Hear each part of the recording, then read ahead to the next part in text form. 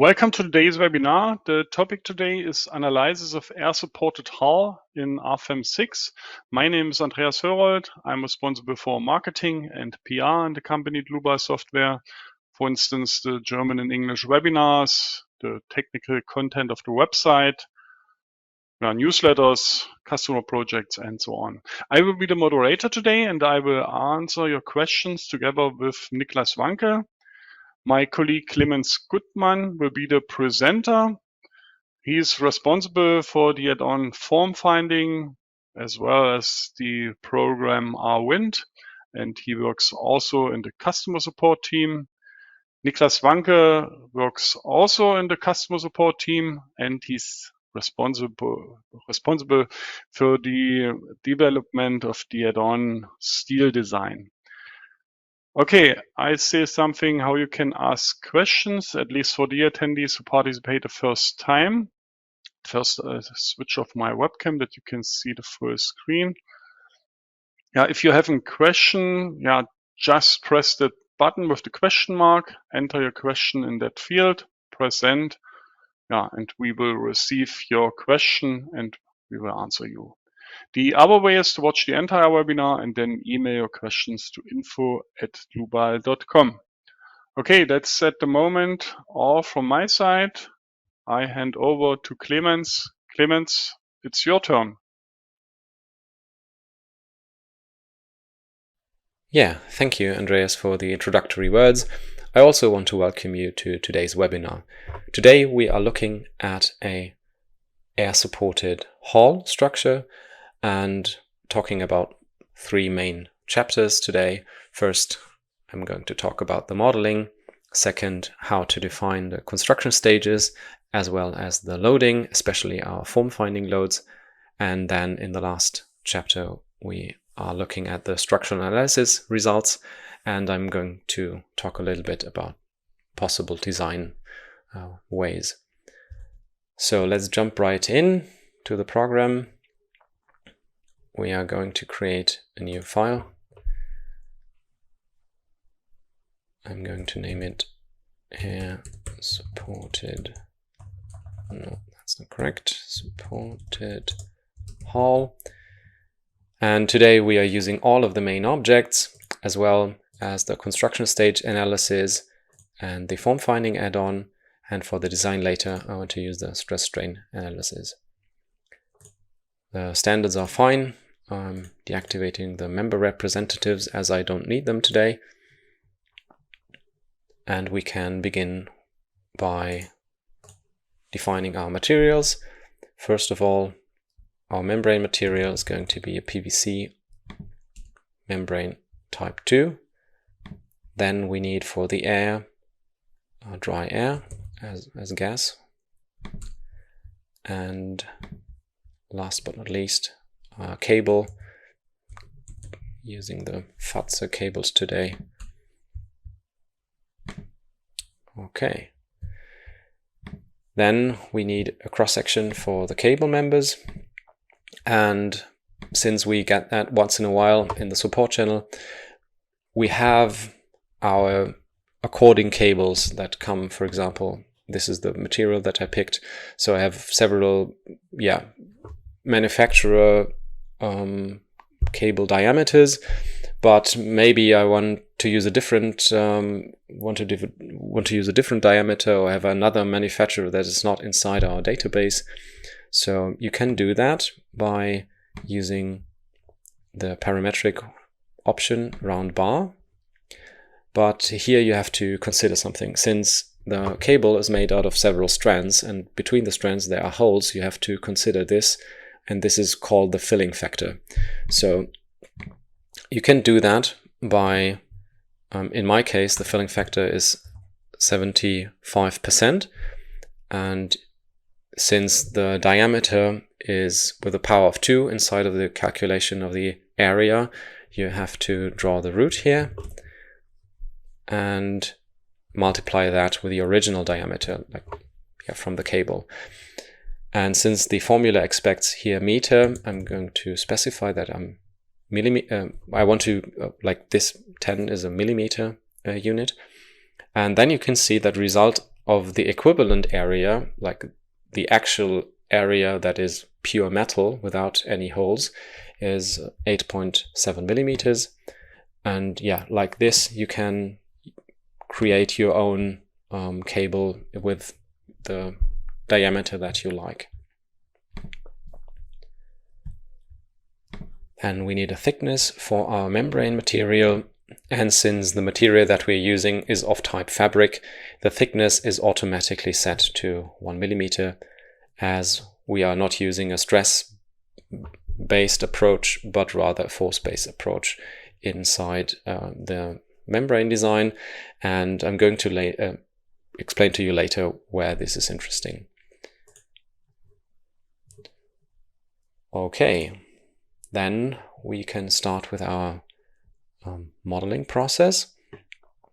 I don't want to model a full-sized air-supported hull today, as this takes a little bit longer to calculate. It's not that long, but yeah, it's a difference if the calculation time is 30 seconds versus 2 minutes or something like that.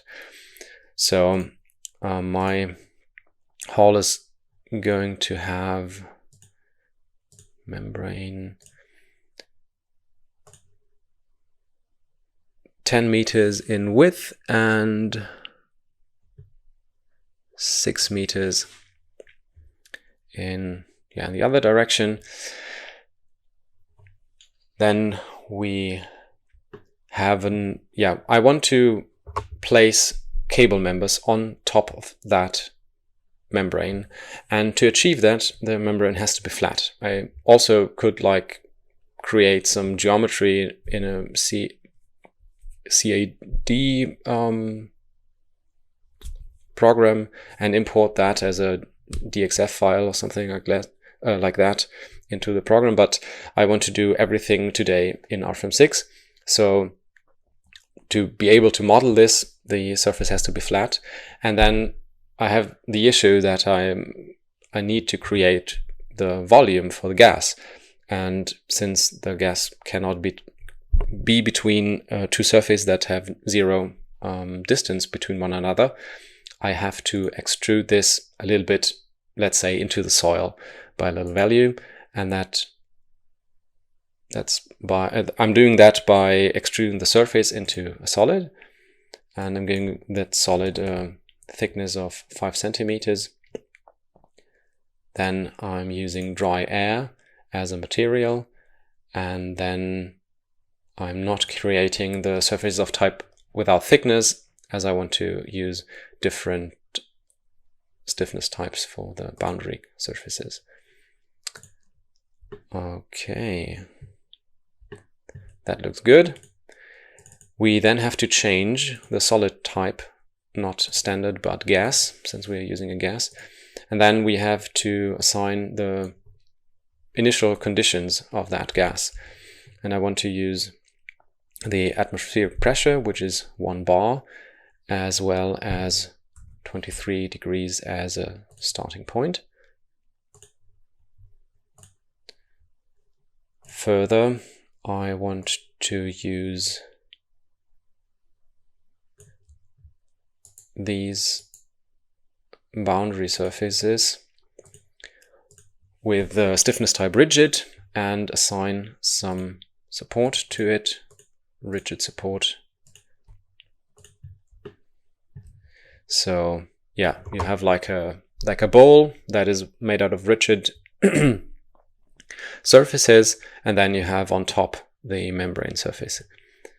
I'm going to deactivate the surface supports, and next would be the definition of the cable members. So let's define them, and I'm using the continuous simple function here, as I want to draw several intermediate nodes, and of course the member type will be of type cable.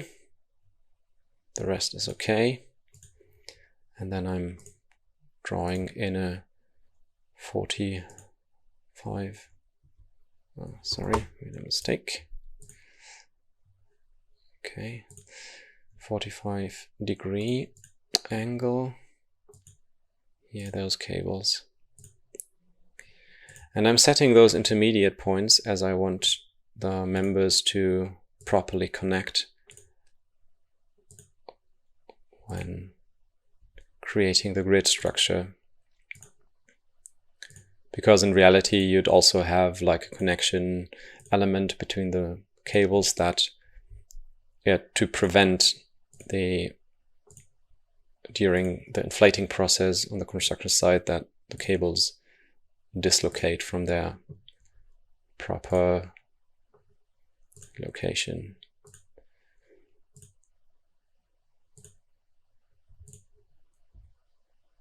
Almost done.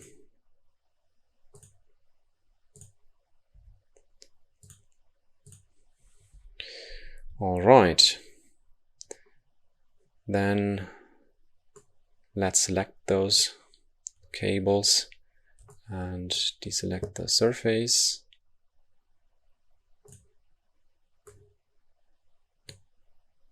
I have to deselect the volume as well. Okay. Then I'm going to mirror that about the YZ axis, create copy. And since our hall is 10 meters long, middle is 5 meters. Okay, that looks good. So that's basically the modeling part.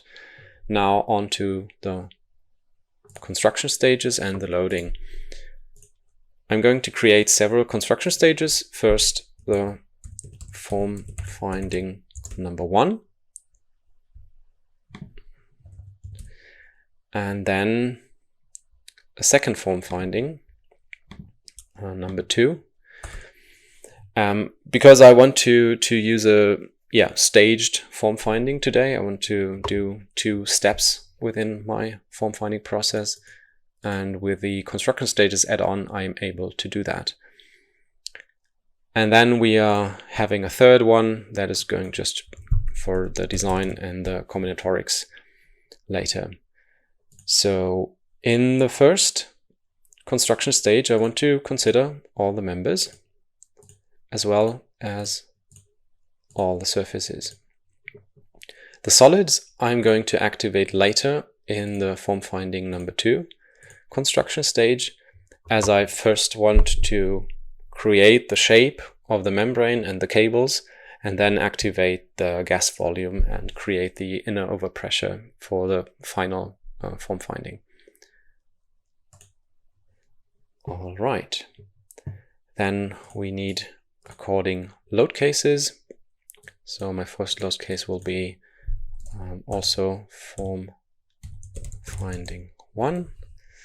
And it's going to contain all the loads that are used in the construction stage form finding 1, and accordingly the load case number 2. Forgot to deactivate the self-weight. And then I'm creating some other loads, for example, snow load and a wind load. All right. Good. Now we have to assign those load cases to our construction stage. So the construction stage knows what loads are applied during that construction stage. And in the first construction stage, of course, this is the load case number 1. And in case you're wondering, you have several columns here, and one particularly interesting one is the permanent column. And whenever there's a load case with a checked box here in the color permanent, that means that the deformations and inner stresses and so on that are created by that load case are integrated or taken over into the next construction stage. So maybe you have some load case that is only present during a construction stage, but later on not, or just temporarily, and that this you can consider by using this option. Today this is not interesting for me, but I'm using another option as I want to use the form finding to load case in the construction stage number 2. But in the construction stage number 2, I don't want to consider the load cases of the form finding number 1 anymore. That's why I'm setting its status to inactive. And in the design, finally, I want to use these, and yeah, that looks good. Okay, that's that. So now we are all set with the load cases and combinatorics, and we can continue by with creating our form finding loads. Okay, maybe one last thing. Let's create some object selections. So I want member type cable. So this is cables. And then we have surfaces, stiffness type, membrane, and the third one, solid type, gas. All right. So let's take a look at the membrane first. Like that. And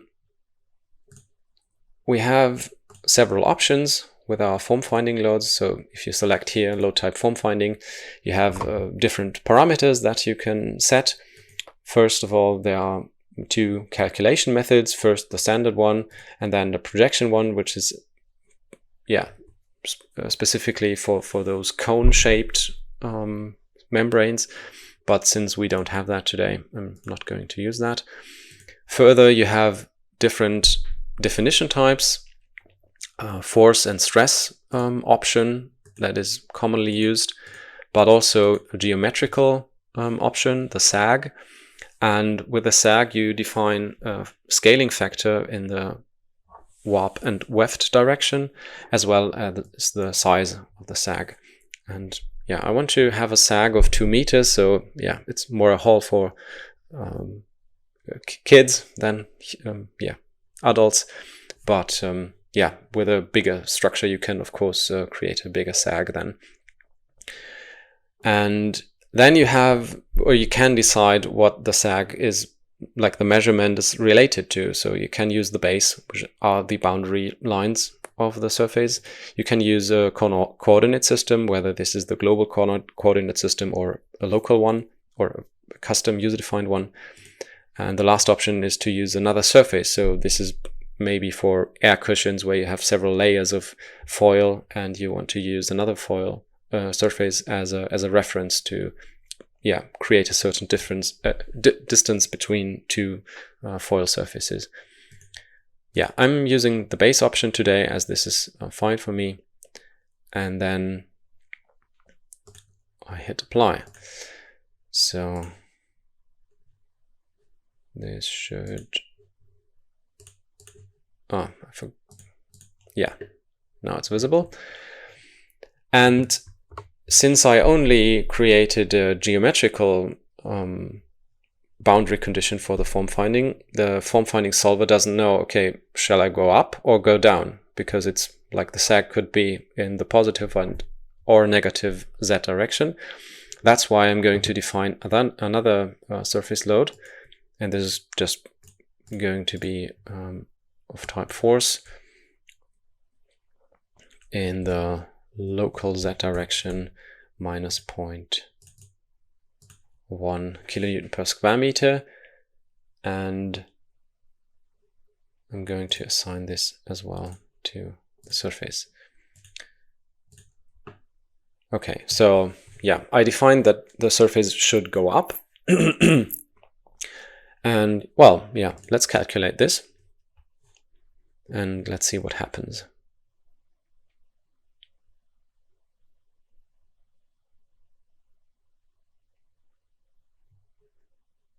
Okay, take a look at the deformations, and this doesn't look at all what I wanted. And why is that? So I calculated the load case form finding 1, and the load case number 1 doesn't know about any construction stage or initial state.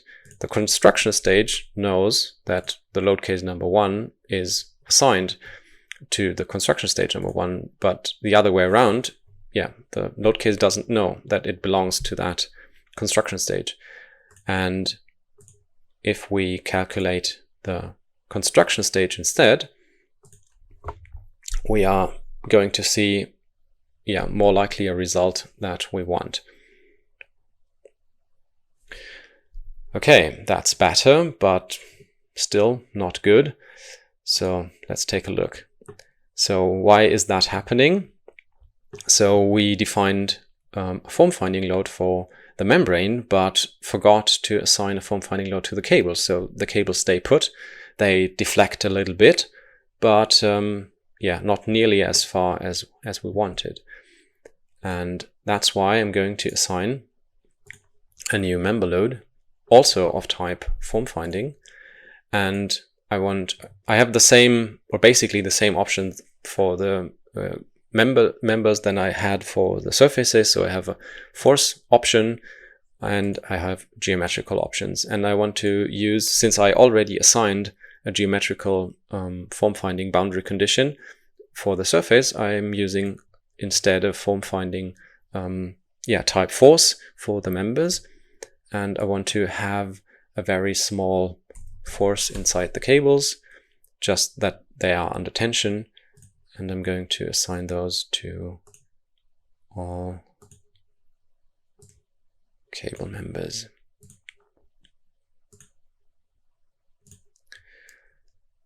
And then let's try again.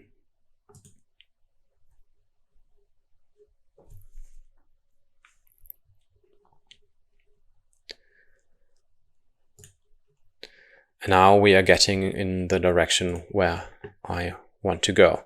So yeah, we have, maybe we can take a look at the cable members, or at the global deformation. So we have around 2 meters, a little bit more, but yeah, it's still close to what I wanted. And yeah, we could proceed with that, but I want to show you another approach, because this approach has some downsides. So for example, I can define the global sag, but I cannot like granularly decide, okay, I want to go maybe this node a little bit up or in the other direction, I don't know. I want a steeper inclination here on this side.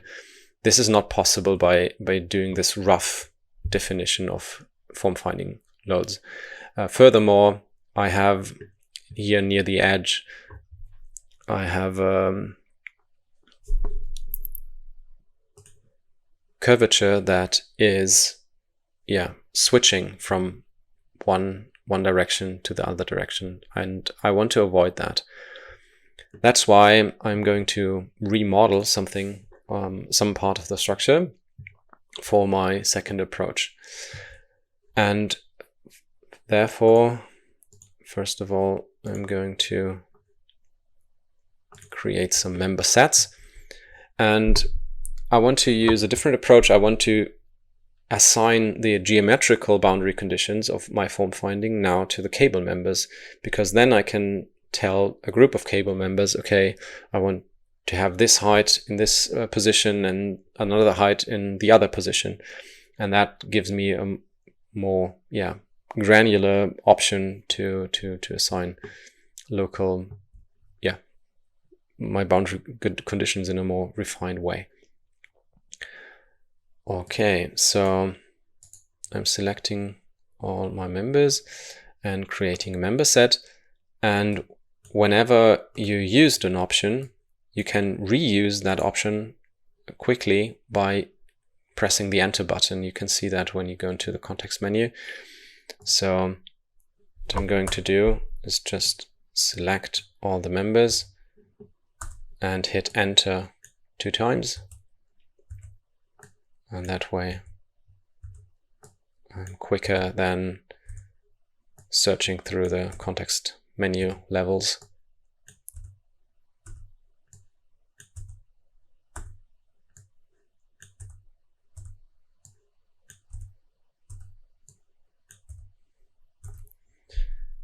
Let's quickly check if we didn't miss anything.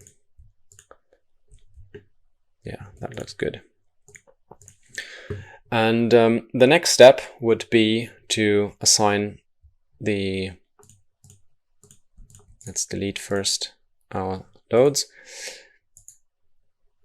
to assign those individual member loads. And first, let's do this. First, I want to assign the outermost. I cannot assign two form finding loads to the same member. Okay, I have to use that. Okay, now let's select the outermost ones first and then assign a geometric definition. I want to use the type sag here and use 0.6 meters.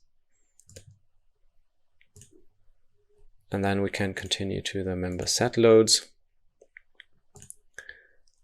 I forgot to activate them. Maybe add them to our definition here. Member sets all. Okay. All right. Member set load, form finding, sag. And then I want to continue with maybe 1.3 meters for the next row. This is this one. All right. I click apply and next. That way I'm staying inside that dialog and have the possibility to assign the next one. So this is that one, as well as that one, and that one. And then the last one.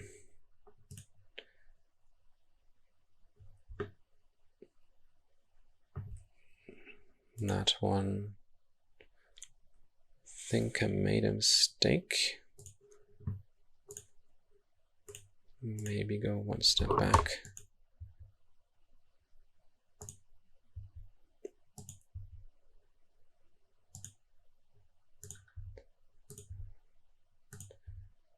Okay. So 1.7 meters to that one, as well as that one.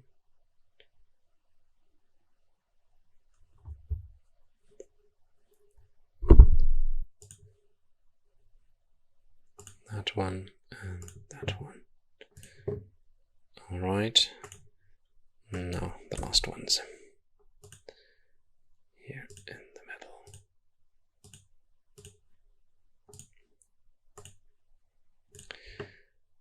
middle. Okay. Good.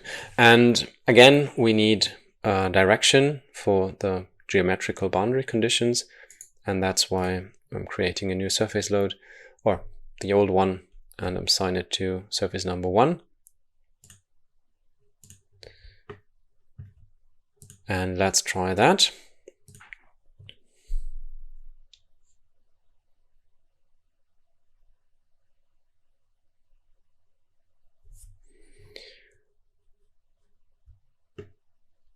Well, that doesn't look, it looks not that bad, but it's the same issue that we had in the beginning with my first approach. So now it's the other way around. We assigned a geometrical load to the cables, but not to the surface. So the membrane deflects in a certain degree, but not as much as we want, because we didn't define that. So I want to create a new surface load and also assign now a force-based form finding definition to it, and maybe, well, let's say 0.1 kilonewton per meters to surface number 1, and then calculate that again, and now it should look good.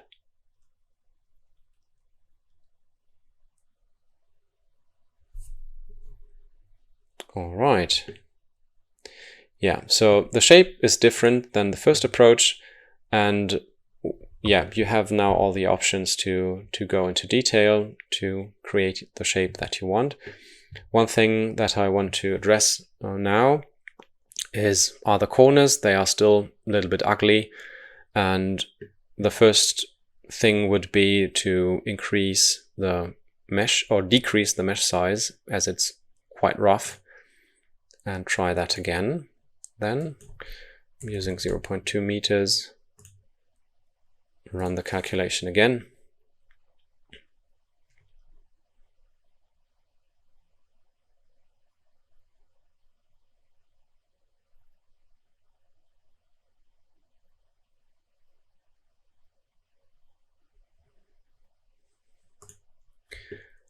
Okay, it's a little bit smoother now, but you can see that it's still, the curvature changes. And to address that, I have to remodel something, some part of the structure. So you can see that the cable members, create cells of that surface, and to be able to have a different loading here in the corner surface cells, I have to divide that surface. And to improve the volume meshing later on, I'm not only going to divide the top surface, but I'm also going to divide the bottom surface. And that's why I'm deleting all the bottom part. Then I divide the surface with all intersecting lines, and then I'm going to extrude these surfaces again into a volume, but now cell-wise. So I want to extrude this into solid, again 0.05 meters with the material dry air, and again I don't want to use the type without thickness. All right. Then we have to correct the solid type to gas. And furthermore, the stiffness type of the surfaces. First, I'm going to select the boundary surfaces. No, let's select all of the surfaces first, and then edit those into without thickness for the inner surfaces, and then for the outer surfaces I want to use again the rigid type.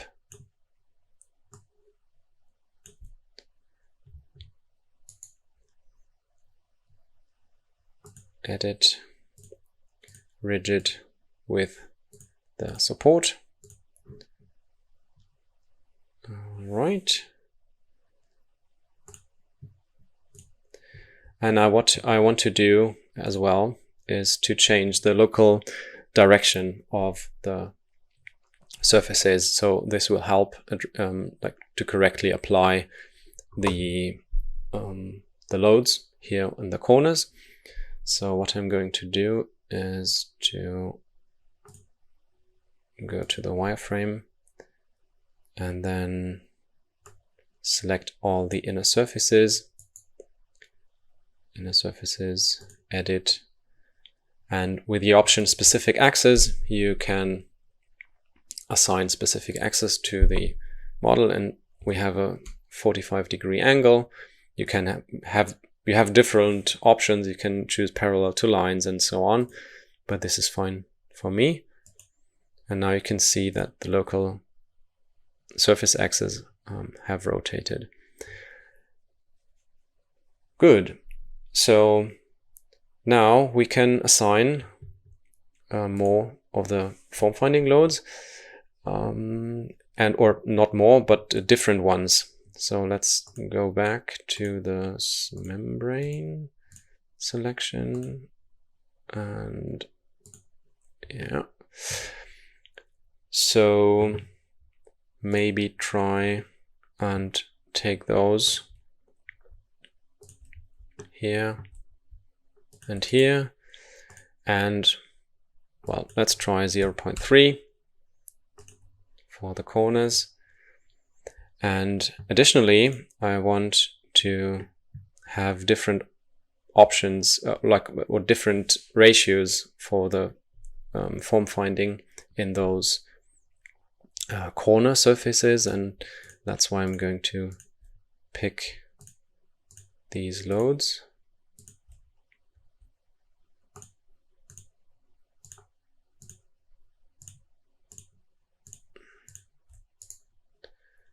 And now I forgot something.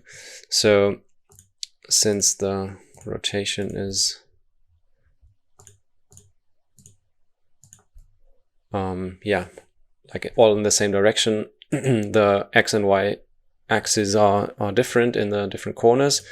That's why I'm using, so okay, where is the direction? That one. So this is the Y direction, and I want to decrease the factor by factor of like the ratio by a factor of 2. All right, and then the other direction.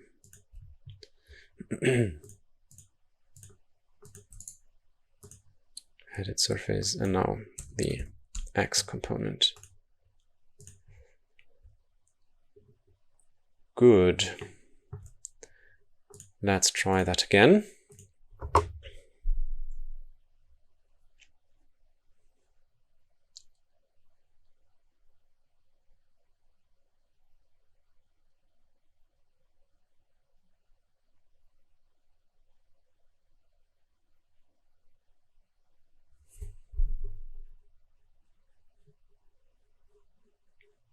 Okay.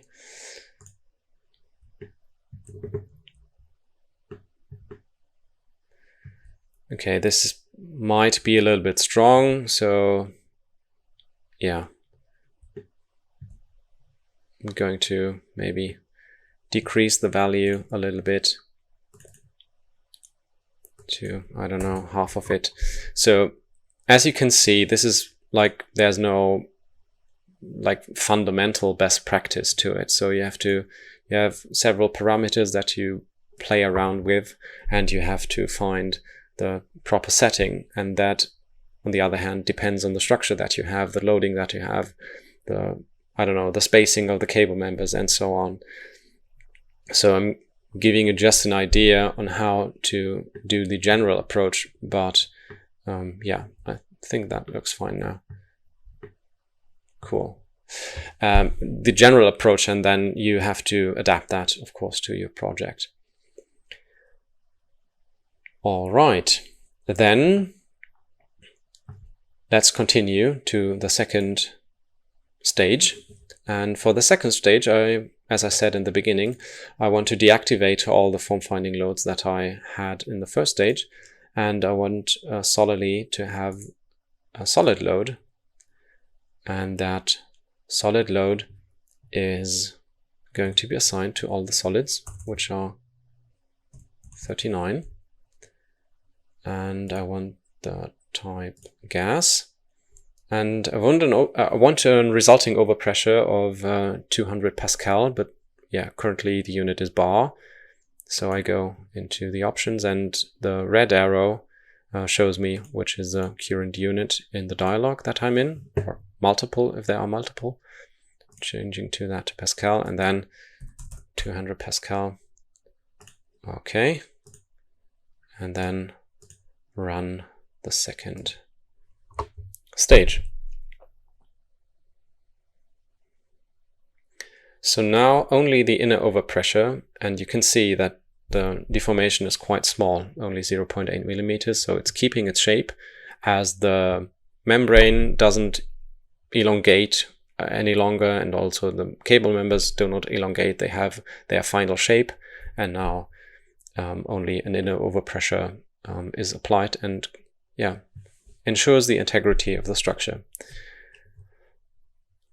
Then we can proceed to apply the surface loads for the other load cases. I have a snow load case projected in that direction of minus 0.5 assigned to all the surfaces. Apply next. And for the wind, I'm using the local axis system and apply a load of 1.5 kilonewton per square meter, and again to all surfaces. So this is a very rough approach, at least for the wind. And just one hint, so we have our dedicated program, our wind, that is our CFD, digital CFD canal, and that is especially made for these kind of structures. So whenever you have a structure that isn't covered actually by the standard, the standard doesn't tell you what loads correctly or to apply to that structure. It's very special shape. And this is the perfect situation where our wind comes into place, and again our wind can communicate with RFEM 6. So if you activate the add-on wind simulation here, you can access the capabilities of RWind 3 from RFEM 6. So you define your wind loads, like the tunnel sizes and so on. There are separate webinars where I show this, but wanted to point out that this would be like a perfect structure to use this digital wind simulation to get more accurate results for these types of structures. Furthermore, we could then analyze what like a standing person on top of the structure would have an impact on the deformation, for example, or if the overpressure leaks somewhere, to have like an emergency. But these are just further ideas. I don't want to elaborate them today. Then I want to show you how to do the combinatorics. So if we go back into the dialog, we created all the construction stages and so on, and now we have for the design, we have to create our design situation. And in this case, I only want to have one, and that is a characteristic design situation. And in order for the combination wizard to know that you want to use the construction stages, you have to tell him that. So, and this can be done by using this option, consider initial state, as a construction stage is also an initial state. And then you have to assign our construction stage number 3 in our case. But for example, if you want to analyze different variants of different form finding approaches and geometries and so on, you can perfectly do that with the construction stage as add-on. So for example, you would then create several initial construction stages, and they don't have to be like in one sequence. So for example, if you go in here, you have a starting one, but you could create a new starting point, and then you have like a whole different branch that you can do totally different things with. So this is very powerful possibility to enhance what you can do within one model file. Okay, but in our case we only have sorry, I have to go here.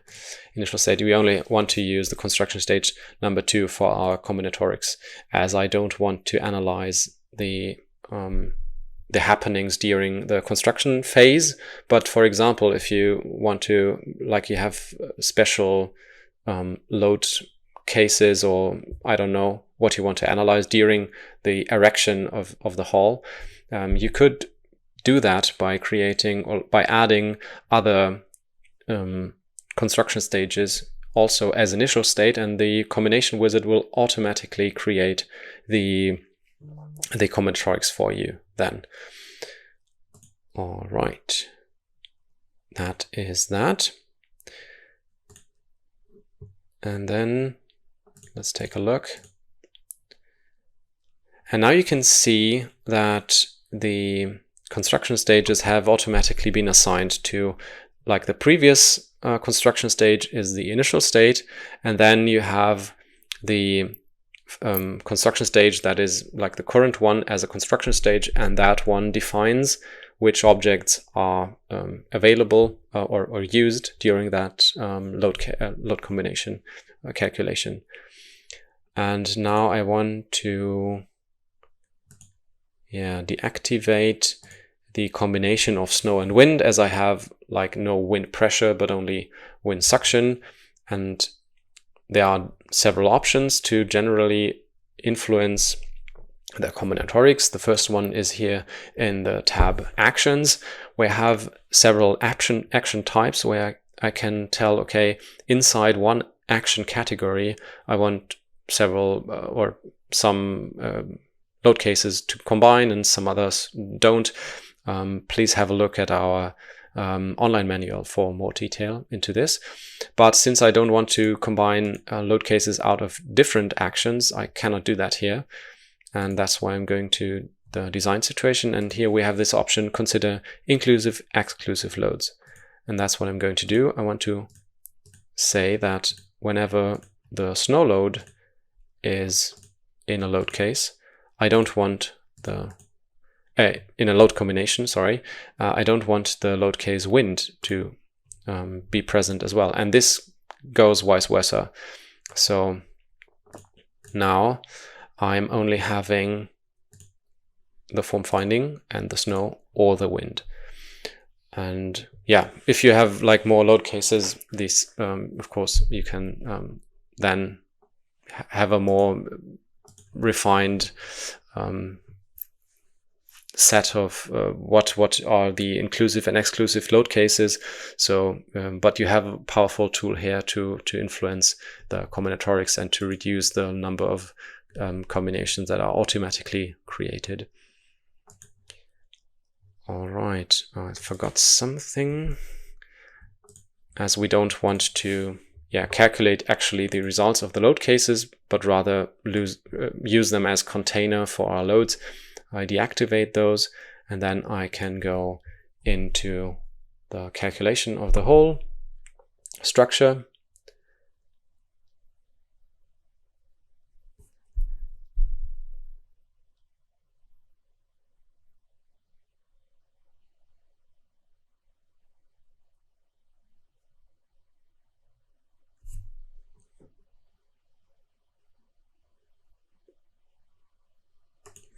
Okay, so here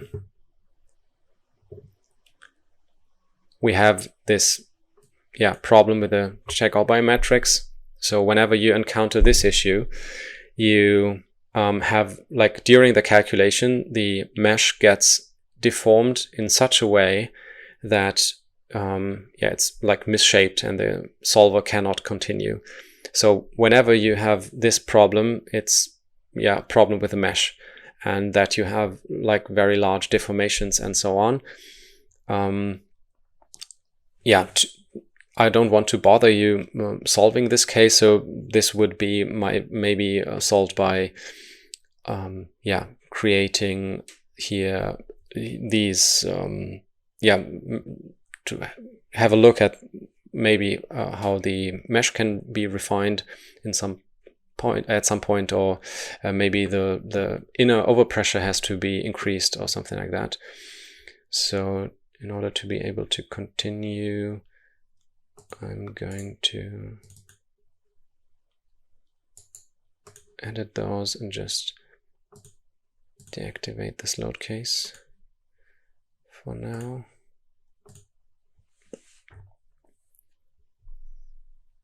And of course, like, this is a very sensitive structure, so it's not, yeah, okay, this is still present.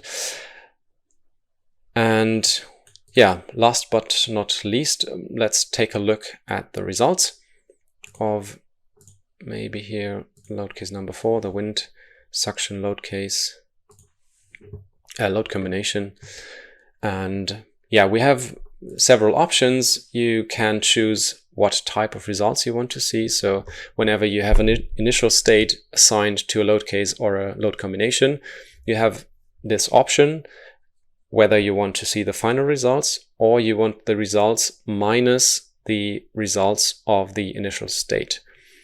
And yeah, this can be, for example, interesting. For example, if you, like with the wind suction, you have the base structure and you want to see what is the deformation solely due to the wind. And in this case, it's 6.8 millimeters. So yeah, this is why the option is present, that you can analyze this. Further, yeah, of course, for the members, we have our normal forces, roughly 5 kilonewtons, and basic stresses, 80 Newton per square millimeter. For the surfaces, we have an option to, like by default, you have the basic stresses on one side, on the other side, and for the principal stresses, for example, also in the middle.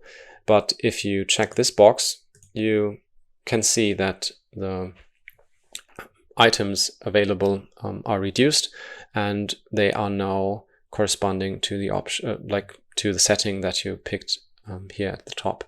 So for me, I want to use the middle, like the middle of the surfaces, the values, and then inspect the basic stresses in warp and weft direction, for example, here. And yeah, finally, for the volume elements, you can, for example, we wanted to have an overpressure of 200 Pascal, and we can verify that by going into the first combination and activating the solid results for the overpressure, and activate also the gas.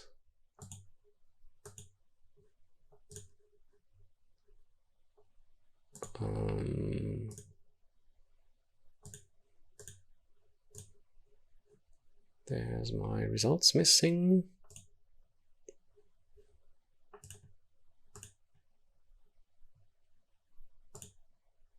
Result objects.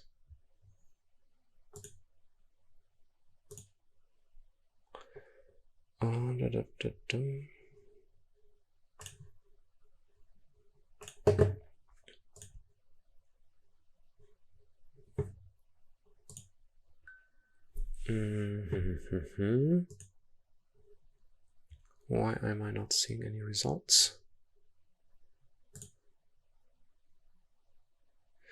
I see, because there's the wrong initial state. Wait, so this is also the issue maybe here. Okay, so this is the wrong previous state. So I want to use the form finding 2 as a previous state to the design. Okay, so maybe let's calculate all of this again. I have to create the combinatorics, design load cases. All right. Okay. Yeah, now it should work. Calculate all.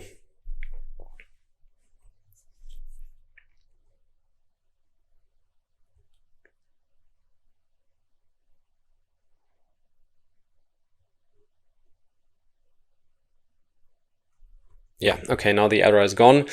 Okay, apparently previously the gas volume wasn't active at all, and that's why the structure crashed during the second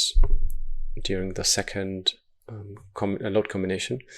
And now we can take a look at the solid gas, for example, the overpressure, and we set that to 200 Pascal, and that has been reached. Okay.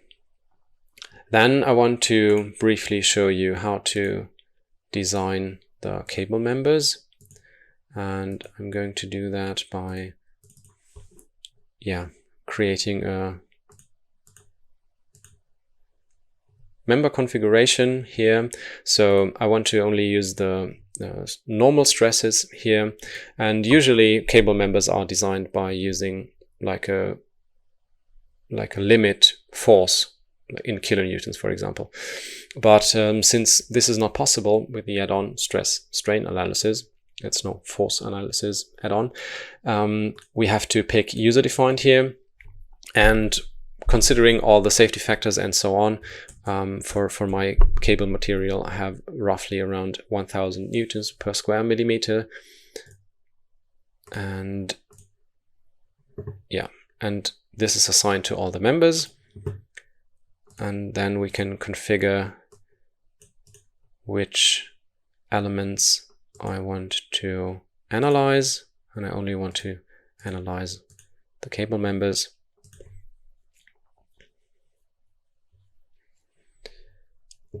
Yeah, and you can see, okay, we have like 80 newtons per square millimeter, which is roughly a design ratio of 8%. So there's room for improvement. But this is not part of today's webinar. So, but just basically, that you know how to perform this. And for the membrane design, I am going back, for example, here to the design situation and take a look at the surface results. And at the beginning, I was telling you about the importance of the thickness of 1 millimeter of membrane surfaces. And this has a reason. So for example, if I turn on the results, so you have like a stress given in Newton per square millimeter, and usually you would expect something like kilonewton per meter, so a force-based result.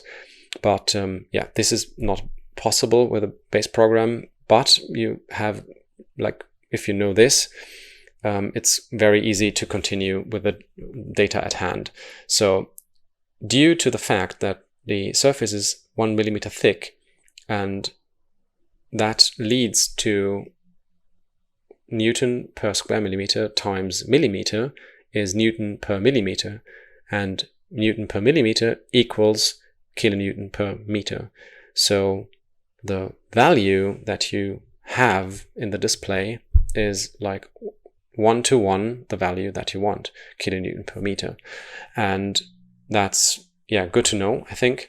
And so you don't have to recalculate the result that you have here.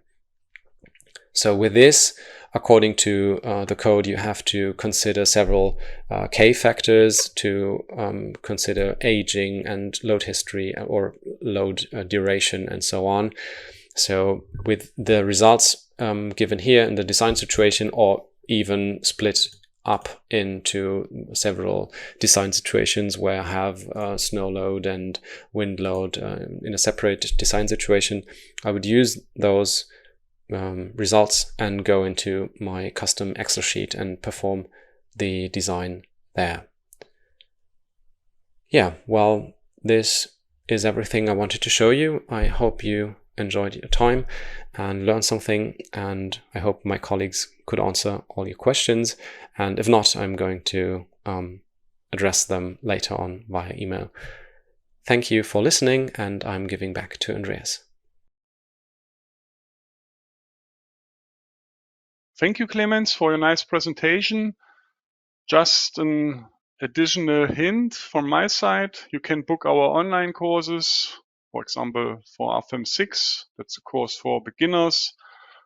For the Eurocode 2, reinforced concrete design, Eurocode 3, steel design, and quite new, the Eurocode 5 course for the timber design. And there are also packages with only the Eurocode courses and the Eurocode courses and RFEM 6. For more information, just scan the QR codes, or you can click at the button on the bottom here for more information, prices, and so on. You can download the slides from the same website where you can find the recording and model. On the next days, you will get an email with a link to that page. Okay, that's also all from my side. I thank you for your attention. Thanks to Clemens for the presentation. Thanks to Niklas Wanke for your help by answering the questions. I wish you all a nice rest of the day. Bye-bye.